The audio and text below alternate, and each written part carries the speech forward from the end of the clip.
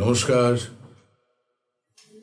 বাজে কথা ছেঁড়া বার্তার জগতে আরেকবার আমি হিমাদ্রি বন্দ্যোপাধ্যায় আপনাদেরকে জানাই সুস্বাগতম।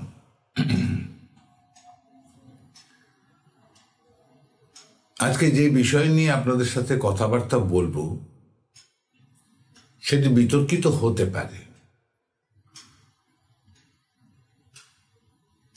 এই বিতর্কিত হবে কি না,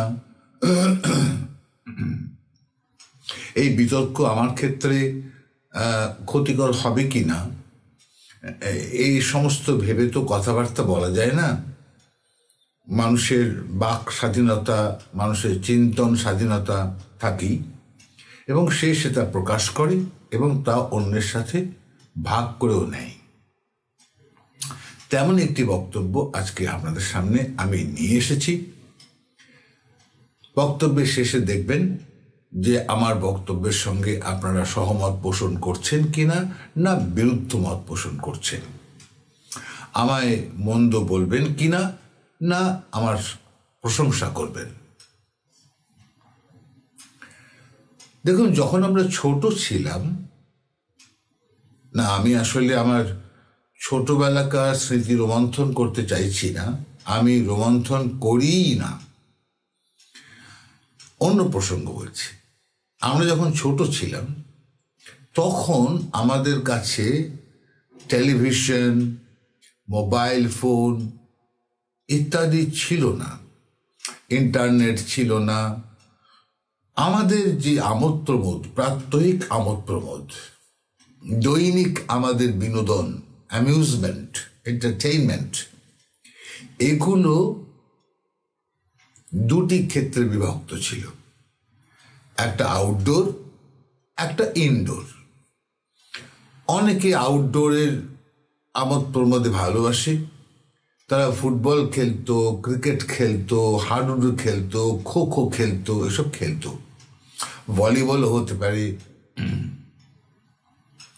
কিন্তু যারা ওই দৈহিক শ্রম করতে অপারগ বা অনিচ্ছুক আমার মতো, তাদের জন্য কিছু কিছু ইনডোর গেমস ছিল। এই ইনডোর গেমসের মধ্যে কয়েকটি ভদ্র গেমস হতে পারে, যেমন ক্যারম খেলা অথবা দাবা খেলা বসে বসে। তাস খেলাটাকে অভিভাবক সমাজ ভদ্র খেলা বলে মনে করতেন না, কিন্তু আমি ক্যারম ছাড়া অন্যান্য ইনডোর গেমসেও অংশ নিতাম না। ক্যারমে আমার কিঞ্চিত সুনাম সুখ্যাতি ছিল। কিন্তু যে সময়টি আমি অধিকাংশ ব্যয় করতাম যারকে নির্ভর করে, সেটি আর কিছুই নয়, বই। আমার ছোটবেলা বলতে বলছি আমার স্কুল জীবনের শেষ প্রান্ত, কলেজ জীবনের প্রথম প্রান্ত, কি কলেজ জীবনের মধ্য গগন। আমরা অষ্টম নবম শ্রেণীতে যখন পড়ি তখনও পর্যন্ত আমাদের অভিভাবকদের কাছ থেকে কোনো সাহিত্য, কাব্য, ভ্রমণ কাহিনী এ সমস্ত উপহার পাইনি। আমি আগেই বলেছি, আমরা অনেকে যা পেয়েছে তার থেকে আমরা বঞ্চিত ছিলাম। এক্ষেত্রেও ছিলাম, আমরা কোনো বই পাইনি। ছোটবেলা আমরা বই পড়তাম, আজকে ভাবলে হাসি পায়, স্বপন কুমারের গোয়েন্দা কাহিনী। সে যে কি তৃতীয় শ্রেণীর রচনা, সে কহতব্য নয়। আবার শুনছি আজকাল নাকি সেই গ্রন্থগুলোর ওপর চলচ্চিত্র হচ্ছে, নাকি ওয়েব সিরিজ, তাও আমি জানি না, ভাবলে অবাক লাগছে। শিল্পের কি দুর্দান্ত পরিণতি! বাংলা সাহিত্যে এত গল্প উপন্যাস থাকা সত্ত্বেও স্বপন কুমারে চলে যাওয়া হয়েছে।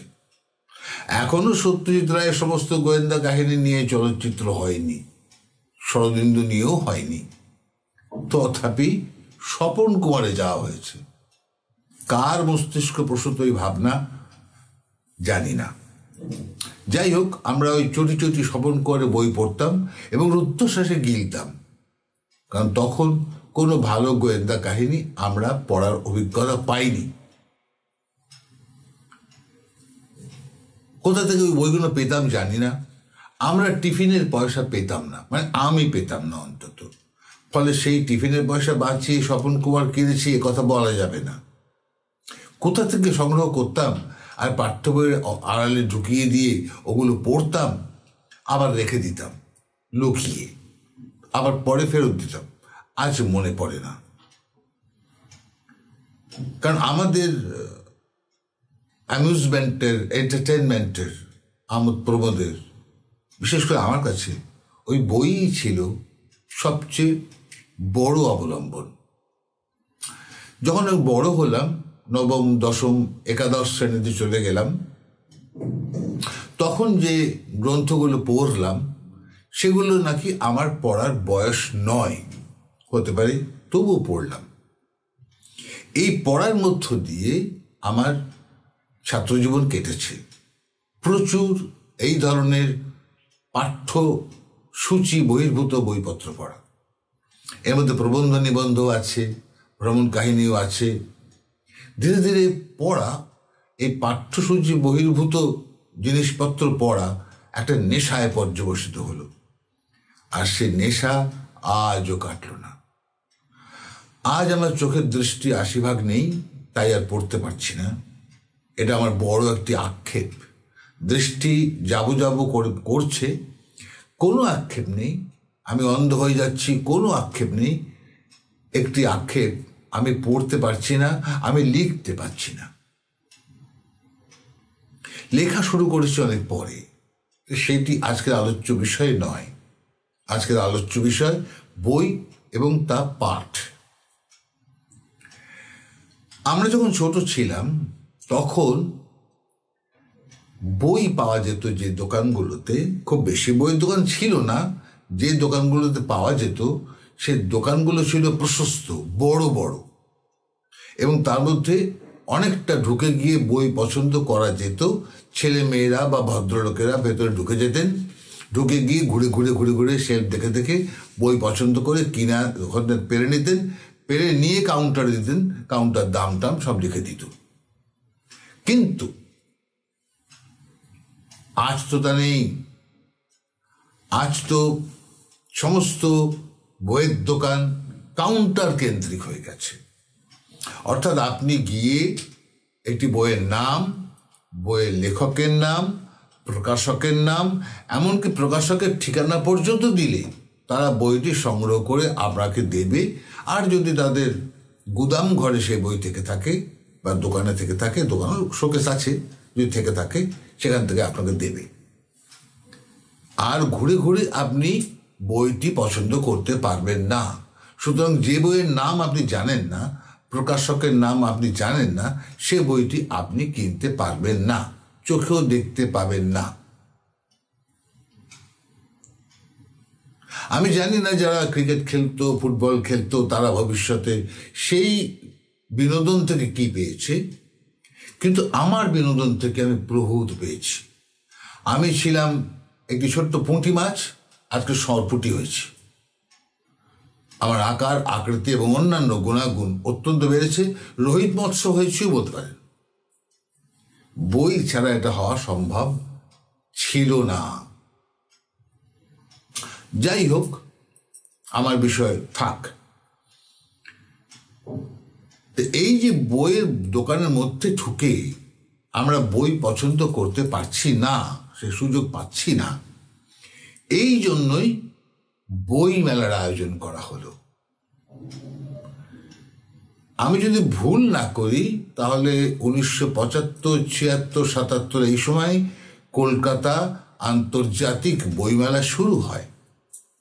তারপর ধীরে ধীরে বিভিন্ন জেলায়, বিভিন্ন স্থানে ছোট বড় বইমেলা শুরু হয়। একটি উৎসব, অত্যন্ত স্বাস্থ্যকর উৎসব। বাচ্চারা সেখানে যায়, বাবা মার হাত ধরে বই কেনে, বাবা মা বই কেনেন, একটা হুড়োহুড়ি, এবং সেখানে একটি মঞ্চ থাকে, সেখানে অনেকে গান করছেন, কবিতা বলছেন, কেউ বক্তব্য রাখছেন। খাওয়ার স্টল থাকে, খিদে পেলে খেয়ে নিন, তার জন্য আলাদা স্টল আছে। সমস্ত ব্যবস্থা থাকে। এটা একটা দিন, পুরো একটা দিন আপনি দুপুরে 11টা-12টা নাগাদ খেয়ে দিয়ে যদি বইমেলায় ঢোকেন, বিশেষ করে কলকাতা আন্তর্জাতিক বইমেলা, সারাটা দিন আপনার অত্যন্ত সুন্দরভাবে কেটে যাবে, আপনি বুঝতেই পারবেন না। এইটি আজকের পদ্ধতি। এবং বোধ হয় এবছর এখন বইমেলা চলছে, কলকাতা আন্তর্জাতিক বইমেলা এখন চলছে, যদি আমি ভুল না করি এটি বোধ হয় 47তম বইমেলা, অর্থাৎ সুবর্ণ জয়ন্তী ছুঁয়ে প্রায়। এই বইমেলা এবং বই এবং পাঠক পাঠিকা, এই নিয়েই দুটি কথা আজকে আমার বলার। এই কথাগুলো হয়তো আপনি শুনে থাকতে পারেন, হয়তো আলোচনা করে থাকতে পারেন, অথবা জীবনে শোনেননি অশ্রুতপূর্ব কথাও হতে পারে। কারণ আমি খুব কথ্য চলিত এসব কথা বলি না, এই ভাবনা চিন্তা আপনাদের সঙ্গে শেয়ার করি না। আমি যে বলি কথাবার্তার মধ্যে হয়তো আমার অজ্ঞানতাবশত কোনো কোনো মানুষের সঙ্গে মিলে যায়, কিন্তু অধিকাংশই অনেকের সঙ্গে মেলে না, বহু মানুষের সঙ্গে মেলে না। আজকেও তেমন একটি এপিসোড। আপনারা দেখবেন প্রতি বছর বইমেলা থেকে গিল্ড প্রকাশ করে এত সংখ্যক বই আমাদের এবারে বইমেলায় বিক্রি হয়েছে। সংখ্যাটা শুনলে আপনি বেশ চমকে যাবেন এবং খুব গর্ব করবেন যে আমাদের বাংলার মানুষরা, এত সংখ্যক মানুষরা বই পড়েন। কি অপূর্ব বিষয়। আজকে বিজ্ঞান এইখানে এগিয়ে এসেছে, হাতে হাতে মোবাইল ফোন আর ইন্টারনেট, তার মধ্যে শত সহস্র আমোদ প্রমোদ, তথাপি এত সংখ্যক বই বিক্রি হয়, ভাবলে অবাক লাগে। কিন্তু গিল্ড বলছে না কি শ্রেণীর বই বিক্রি হয়, ধর্মীয়, আধ্যাত্মিক, রাজনৈতিক, নাকি সিম্পলি উপন্যাস, ছোট গল্প সংকলন, নাটকের সংকলন, নাকি? এটা বলছে না, সংখ্যা বলছে। সংখ্যাটা সত্য কি মিথ্যা আপনিও জানেন না, আমিও জানি না, ধরে নিচ্ছি সত্য, সংখ্যাটা ভালো। অথচ আমি আপনাদেরকে আগে শেয়ার করেছি যে আমাকে এক প্রকাশক জানিয়েছেন, আপনার এই উপন্যাস আমরা ছাপলাম, কিনবে কে, পড়বে কে? এত পড়ার সময় কারণ নেই। তাহলে ওই বইগুলো বইমেলা থেকে কিনছে কারা এবং কি বই কিনছে? আমার কাছে বিরাট একটি প্রশ্ন। কি বই কিনছে? রামকৃষ্ণ কথামৃত, নাকি আমি সুভাষ বলছি, নাকি অন্য কিছু তাত্ত্বিক বই, মার্কস, এঙ্গেলস, এদের সম্পর্কে জানি না। যাই হোক, যদি বইমেলা আপনি একদিন একটি মোবাইল ফোনের ক্যামেরা অন করে যান, যদি ছবি দিতে শুরু করেন, কারা ঢুকছেন, কারা বেরোচ্ছেন, কি অবস্থায় ঢুকছেন, কি অবস্থায় বেরোচ্ছেন, দেখবেন যে অধিকাংশ মানুষ প্যাকেট প্যাকেট বই কিনে বেরোচ্ছে। আমরা কেউ কেউ নয়, কেউ কেউ গিয়ে খাদ্যের স্টলে লাইন লাগাচ্ছে। এই খাদ্যের স্টল বইমেলা একটি অত্যন্ত অবাঞ্ছিত, অনভিপ্রেত একটি স্টল, যা থেকে একবার অগ্নিসংযোগ হয়েছিল আন্তর্জাতিক কলকাতা বইমেলায়। তবু ওটি আছে। ওই মেলায় ঢুকলে খেতেই হবে। কেউ কেউ হয়তো মাঠে বসে গান গাইছে, তাদের বোধহয় কোনো ব্যান্ড আছে, গানের দল আছে, নানা জিনিস ওখানে আছে। তা আপনি ক্যামেরা অন করে এও দেখতে পাবেন, এও আপনার ক্যামেরা ধরা পড়বে যে কারা কারা খাচ্ছেন, কারা কারা খাচ্ছেন না, তারা বই কিনছেন, কত বই কিনেছেন। ব্যাগ দেখলে বুঝতে পারবেন, সব পলিথিন ব্যাগ, তারা বই নিয়ে যাচ্ছেন।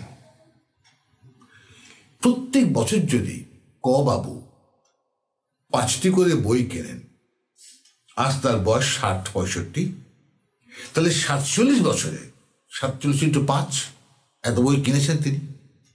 কোথায় দেখেছেন? হয়তো তিনি অবস্থাপন্ন বাড়িতে 2-3টি বইয়ের শেলফ বানিয়েছেন, কি শোকেস বানিয়েছেন, সেখানেই তিনি গুছিয়ে রেখেছেন। ওই শেলফ বা শোকেসটা আছে কোথায় বাড়িতে? না, শয়নকক্ষে নয়, ওটি বৈঠকখানায়, বসবার ঘরে, সো কল্ড ড্রয়িং রুমে। উদ্দেশ্য কি আপনি নিশ্চয়ই বুঝতে পারছেন। কোন অতিথি ওইখান থেকে বই পেড়ে নিয়ে পড়বেন এই ইচ্ছে, বাসনা, সম্মতি বইয়ের মালিকের নেই। কারণ সেই পুরনো একটা প্রবাদ আছে, বই আর বউ বাড়ির বাইরে চলে গেলে আর ফেরে না। ফলে বইয়ে কেউ হাত দিতে দেন না। আপনি আমার ঘড়িটা নিয়ে গিয়ে 7 দিন পড়ুন, তারপর ফেরত দেবেন, বই নয়। তাদের কথা আছে। এটাও খুব গর্হিত কোনো অপরাধ নয়। দেখা গেছে পৃথিবীর শ্রেষ্ঠ যে বই সংগ্রাহক, তার সিংহভাগ বই চুরি করা। আমি তার নামটি ভুলে গেছি। আপনারা গুলগুল সার্চ করলে বুঝতে পারবেন, গুলগুল সব জানে। তো যাই হোক, সেই বই তিনি নিয়ে গিয়ে সুন্দর করে মুছে টুছে ওই শোকেসে সাজিয়ে রেখেছেন। হয় শোকেসটি অত্যন্ত মূল্যবান শোকেস, সুদৃশ্য শোকেস, অথবা মামুলি ওখানে আছে। আমরা ধরেই নেব যে তাকে যদি আমি কখনো না বলে কয়ে সাক্ষাৎ করতে যাই, বিকেলবেলা কি দুপুরবেলা বা রাত্রিবেলা, আমরা তাকে পাবো বৈঠকখানে বসে বসে বই পড়ছেন। কারণ তিনি অতগুলো বই কিনেছেন, পড়তে তো হবে। আপনি পাবেন না। তিনি বই পড়ছেন, কোনোদিন সাক্ষাৎ করে আপনি পাবেন না। বৈঠকখানা ফাঁকা, তিনি কোথাও ঘুমোচ্ছেন বা মোবাইলে কিছু দেখছেন ইত্যাদি প্রভৃতি। সত্যি তিনি বই পড়ছেন তো? গোপন ক্যামেরা নিয়ে দেখবেন প্রায় কেউই ওই বই পড়ছে না। ওটা কেনাই সার, কিনে ওই শোকেসে রেখে দেওয়া, বৈঠকখানায় রাখা, যেখানে অতিথিদের এসে বসেন। এবং তারা যখন বই কিনে বইমেলা থেকে বেরোচ্ছেন, তারা খুব অহংকার বোধ করছেন, খুব অহমিকা বোধ করছেন যে আমি বইমেলা থেকে আজ 15টি বই কিনেছি। অহংকার বোধ করছেন, সঙ্গে সঙ্গে সাজিয়ে রাখছেন, 2টি 3টি 4টি শোকেস হয়ে যাচ্ছে। মানুষ আলোচনা করছে উনি খুব বই কেনেন, খুব পড়ুয়া মানুষ, খুব সংস্কৃতিবান ইত্যাদি প্রভৃতি বিশেষণ তিনি পাচ্ছেন।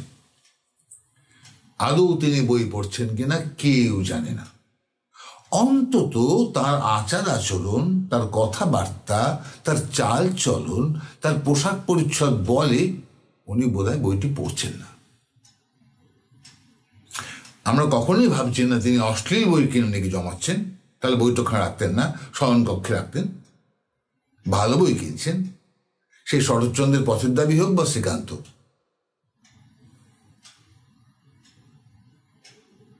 বইয়ের সঙ্গে, বইয়ের চরিত্রগুলোর সঙ্গে সেই ভদ্রলোক বা ভদ্রমহিলার চরিত্রে কোনো মিল পাওয়া যাচ্ছে না। বৈপরীত্য পাওয়া যাচ্ছে, বিপ্রতীপ চরিত্র। আমরা ধরে নিতে পারি উনি বই পড়ছেন না।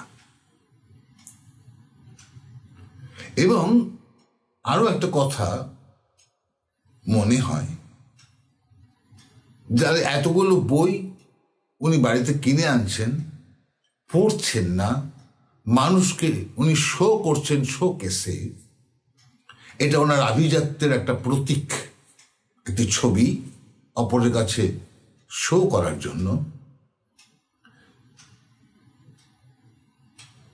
তিনি যদি একটি বই পড়েন, মনে করা যাক একটি বই, ধরা যাক আমি সুভাষ বলছি, উনি পড়লেন। আপনি যদি পড়া থাকে বইটি, পড়ে দেখবেন অত্যন্ত সুন্দর বই, সুন্দর লেখা, এবং আপনার আরেকবার পড়তে ইচ্ছা হবে। আমি সুভাষ বলছি বা সুভাষ ঘরে ফেরে নাই। উনি জীবনে মনে করুন 2টি বই পড়েছেন, আমি সুভাষ বলছি, সুভাষ ঘরে ফেরে নাই, আর কোনো বই উনি জীবনে কেনেননি। তাকে দেখে যদি আপনি আমি বুঝতে পারি যে সুভাষচন্দ্র বসুর চরিত্র, জীবন, জীবনাদর্শ উনি একটু একটু একটু একটু করে অনুকরণ, তারপর অনুসরণ করছেন, এবং সেই তত্ত্বগুলো তার মধ্যে জারিত হচ্ছে, তার কাজকর্ম বোঝা যাচ্ছে। অথচ উনি 2টি বই কেবল পড়েছেন সারা জীবনে। উনি ধরা যাক 55 বছর বয়স, এই এত বছর বয়স 2টিই বই পড়েছেন, সুভাষ ঘরে ফেরে নাই, আমি সুভাষ বলছি, আর কোনো বই পড়েননি। কিন্তু সুভাষ বাবুর বা নেতাজির চরিত্র, জীবনাদর্শ কিঞ্চিৎ কিঞ্চিৎ করে তিনি গ্রহণ করছেন, তার কাজে প্রকাশ পাচ্ছে। আমি মনে করি তার ওই দুটি গ্রন্থ পড়ে যথেষ্ট, তার আর কিছু না পড়লেই চলবে। কারণ অধিক সন্ন্যাসীদের গাজন নষ্ট। একবার সুভাষ পড়লাম, আর একবার গান্ধী পড়লাম, আর একবার রাষ্ট্রীয় সেবক সংঘের বই পড়লাম, সবটাই তালগোল, একটা অখাদ্য খিচুড়ি হবে। এক পথে তাকে চলতে হবে, কিন্তু আমরা তা দেখতে পাই না। আমিও মনে করি জীবনে 5টি বই পড়লেই চলবে, অনলি 5টি বই, মূল্যবান 5টি বই। আপনিও সে 5টি বই নামকরণ করতে পারেন, আমায় এই করে দিতে হবে না, কিন্তু তা তো হয় না। বইয়ের আলমারিতে, বইয়ের শোকেসে অন্তত 500 বই রয়েছে, কিছুই তিনি পড়েননি, বা পড়েছেন সামান্য সামান্য। ঘুমোতে যাওয়ার সময় যখন ঘুম এসছে বই রেখে দিয়েছেন পেজ বার করে। ওটা বিনোদনের জন্যটুকু, ভাবনার জন্য নয়, ওটা পালন করার জন্য নয়, ওটা অনুসরণ বা অনুকরণ কিচ্ছু করার জন্য নয়। শুধু পড়বো, সময়টা কেটে যাবে, ঘুম এসে যাবে, ব্যাস ঘুমিয়ে পড়বো। বই এত ছোট উদ্দেশ্যের জন্য অন্তত আমরা লিখি না। তারা তো অনেক বড়, শরৎবাবু, বঙ্কিমবাবু, তারা তো অনেক বড় ব্যাপার। আমরাও যে বইপত্র, আমরাও যে রচনা লিখি, উপন্যাস লিখি, গল্প লিখি, এত ছোট উদ্দেশ্যের জন্য লিখি না, যেটা আপনার বিনোদনের মাধ্যম শুধু। এর কিছুই আপনি বিশ্বাস করবেন না। আরও একটা তথ্য আপনাদের দিয়ে রাখি, আমি আগেই বলেছি যে আগেকারের স্পেসিয়াস, প্রশস্ত, বিস্তীর্ণ বইয়ের দোকান এখন নেই, এখন কাউন্টার সেল। আপনাকে গিয়ে কাউন্টারে ওই চিরকুট দিতে হবে, তারা বই এনে দেবে। এই চিরকুটটাকে সংগ্রহ করবেন কোথায়, কোথায় পাবেন? হয়তো বন্ধু বললে হয়তো পেতে পারেন, কিন্তু সে কটা। এই চিরকুট আসে বই মেলা থেকে। আপনি বইমেলায় ঘুরে ঘুরে ঘুরে ঘুরে সারাদিনে সিগারেট খান, কি পান খান, কি চা খান, খেতে খেতে ঘুরে ঘুরে ঘুরে ঘুরে আপনি বইয়ের নাম, লেখকের নাম, প্রকাশকের নাম সংগ্রহ করছেন। করে নিয়ে গিয়ে আপনি আপনার আঞ্চলিক দোকানে দেবেন, সে বইটি এনে দেবে। কেন? বইমেলা থেকে কিনতে অপরাধটা কোথায়? অপরাধ কিছু নেই, বোকামো। কারণ বই মেলায় বই কেনার জন্য মেলা আয়োজন করা হয়নি, বই পছন্দ করার জন্য মেলা আয়োজন করা হয়েছে। ওখানে বইয়ের দাম বেশি থাকে। আপনার আঞ্চলিক দোকানের স্লিপটি দিলে আপনি অনেক কম দামে বইটি পান, সবাই জানে। তবুও আমরা ওখান থেকে কিনি 5টা 10টা। সবাই দেখেন, হিমাদ্রি বাবু যাচ্ছেন, 15টা বই কিনেছেন বইমেলা থেকে। আরে কি পাঠক, উচ্চ শ্রেণীর পাঠক। তার মধ্যে মার্কস এঙ্গেলস বইটা চকচক করছে একবারে। এটা ঘটে। সুতরাং ওখান থেকে বই কিনে আনার প্রয়োজন নেই। ওখান থেকে বই কিনবে কে? আপনিও কিনবেন। কোন বইটি? যে বইটি বাইরে গিয়ে আর পাবেন না, দুর্লভ, দুর্লভ হয়ে গেছে। সেই প্রকাশক সংস্থা তার পুরনো সংগ্রহ থেকে খুঁজে বেশ কিছু বই কপি পেয়েছেন, নিয়ে বইমেলা এসছেন। সেই দুষ্প্রাপ্য বইটি আপনি কিনবেন, যা পরে পাবেন না, বা সেটি বিদেশি প্রকাশক। বইমেলায় সবচেয়ে ভালো বই ক্রয়কারী কে জানেন? শিশু। ও যাবে, কোনো বইয়ের নাম জানে না, ও কোনো বইয়ের কোনো লেখকের কৃতিত্ব জানে না, কিচ্ছু গুণাবলীর জানা নেই। ও যাবে, ওই বইগুলো দেখবে, যেগুলো পছন্দ হবে সেগুলো বলবে বাবা কিনে দাও। ওকে দিয়ে কেনান ওর বইগুলো। ওর মধ্যে হ্যাবিট গ্রো করতে শুরু করুক, বই আমায় কিনতে হবে, আমি বই কিনবো। খেলনা কম, ফুটবল কম। ফুটবল খেলে তার শরীরচর্চাটুকু হতে পারে, মানসিক কোনো বিকাশ হবে না। আর দৈহিক শ্রম দিলে মানসিক শক্তি তো কমে যায়, সবাই জানে। একদিক দাঁড়িপাল্লার যদি ভারী হয়, আর একদিক তো হালকা হয়েই যাবে। কিন্তু বই পড়ুক, ওই কিনুক ওখান থেকে, ওর নাম না জানা সমস্ত বই, যার যত সুন্দর ছবি ও ওইগুলো পছন্দ করবে, ওকে ওগুলো কেনান, বা আপনিও কিছু কিনে দিন। ওর হাতে চাঁদের পাহাড় তুলে দিন, ওর হাতে চীনা উপকথাগুলো তুলে দিন, ওর হাতে রাশিয়ান উপকথাগুলো তুলে দিন। আমাদেরও অনেক বইপত্র আছে যা ওর পক্ষে অত্যন্ত মঙ্গলজনক। ও কিনুক, কিনতে শিখুক, এবং নিজের সন্তানকেও কেনাবে এমনটি ও শিখুক। অন্যথায় ওর ভবিষ্যৎ অন্ধকার। আর আপনিও জানেন, আমিও জানি, আমরা না কিনি বই, না পড়ি বই, আমরা সর্বক্ষণ ওই আয়তক্ষেত্রাকার একটি বৈদ্যুতিন যন্ত্র আমাদের হাতে আছে, ওটি নিয়ে আমরা বসে থাকি। কি দেখছি, কেন দেখছি, আমরা কিচ্ছু জানি না, দেখে যাচ্ছি। নিজের কোল থেকে বইটি সরালে আমাদের গা জ্বালা করে না, নিরাপত্তাহীন বোধ করি না।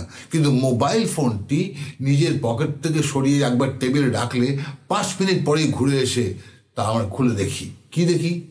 উত্তর নেই, নিরাপত্তাহীন বোধ করি, মোবাইল ফোনটা কাছে নেই। আজকে যদি কোনো অপরাধীকে ধরা হয়, জেলখানায় পড়া হয়, তার সবচেয়ে বড় শাস্তি সশ্রম কারাদণ্ড নয়, মোবাইলহীন কারাদণ্ড। তুই পাবি না দেখতে, যা দেখবেন, বড় সাংঘাতিক শাস্তি তার পক্ষে। কিন্তু খেতে মরে যাবে, বলবে হয়তো একবেলা খাবার দিন স্যার, মোবাইলটা দিন।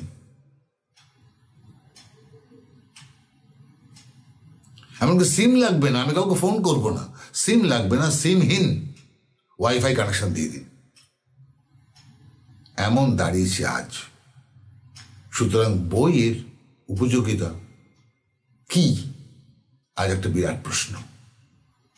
আরেকটি প্রশ্ন আপনাদের আমি করি, কেউ অন্যভাবে নেবেন না। মনে করুন আপনি রামকৃষ্ণ কথামৃত বইটি কিনেছেন, কিনে পড়েছেন, মন দিয়ে, সমস্ত অন্তর দিয়ে পড়েছেন, পড়ে মনে হয়েছে অভাবনীয় একটি পুস্তক। আর অভাবনীয় এই মানুষটির তাত্ত্বিক বিশ্লেষণ, এর চরিত্র বৈশিষ্ট্য। মনে করুন, আপনি কি এই বইটিকে বিশ্বাস করেন? করেন না। আমি প্রমাণ দিচ্ছি করেন না। আপনার সন্তানকে আপনি রামকৃষ্ণ হতে দেবেন না। ও যদি হয়ে যেতে চায়, আপনি বাধা দেবেন। তাই যদি হয়, তাহলে শ্রীরামকৃষ্ণ ভালো চরিত্র হলেন কেমন করে আপনার কাছে? আমি সুভাষ বলছি, বইটি যদি আপনি পড়েন, যদি আপনার ছেলে ওটি পড়ে সুভাষচন্দ্রের মতো মানসিকতা তার মধ্যে গ্রো করতে শুরু করে, আপনি যাকে হতে দেবেন? দেবেন না। আপনি ওকে আপনার মতো করে গড়বেন, সুভাষচন্দ্রের মতো করে নয়। আমি ওর বিদ্যাশিক্ষার কথা বলছি না। সুভাষচন্দ্রের বিদ্যাশিক্ষা, তার মেধা, বুদ্ধি, এসব অনেক বেশি ছিল। সেটা ভারতবর্ষে আরো অনেক লোকের আছে। ওটা ওনার কোনো ব্যতিক্রম চরিত্র নয়। ব্যতিক্রম চরিত্র ওনার হচ্ছে দেশের জন্য তার মনের যে শক্তি, তার মনের যে একনিষ্ঠতা, এটা হলো তার ব্যতিক্রমী চরিত্র। এমন চরিত্র ভারতবর্ষে বিরলতম বিরল। আপনার ছেলে এমনটি হলে তো আপনি হতে দেবেন না, অসম্ভব। ধরুন, আমি এত কঠিন কঠিন বইয়ের কথা বলছি না, খুব তরল বইয়ের কথা বলছি, প্রেমের কাহিনী। উদাহরণ দিই, নিমাই ভট্টাচার্যের লেখা মেম সাহেব। এই মেম সাহেব কিভাবে তার প্রেমিকের জন্য একজন প্রেমিকা হয়ে তনুত্যাগ করেছিলেন। আপনি নিজেকে এমন প্রেমিকা করে গড়তে পারবেন? গড়তে চাইবেন? গড়বেন? কোনোদিনও গড়বেন না। কোন লক্ষণ দেখতে পাচ্ছি না আমরা। আমাদের সমাজে মেম সাহেব নেই। প্রেম তো সব মেয়েরাই করছে, ছেলেরাই করছে, মেম সাহেব নেই। তাহলে মেম সাহেব পড়ে আপনার কি হলো? কেবলই পড়া, সময় কাটানো, সামান্য বিনোদন, তারপর আলমারিতে তুলে রাখা, এবং সেটি ঘুম খাচ্ছে কি পোকা খাচ্ছে না দেখা, ইত্যাদি প্রভৃতি। অথবা খুব যত্নে রাখা, যেন শোকেসে ঝকঝক করে এবং সবাই বুঝতে পারে আমি অত বই পড়ি।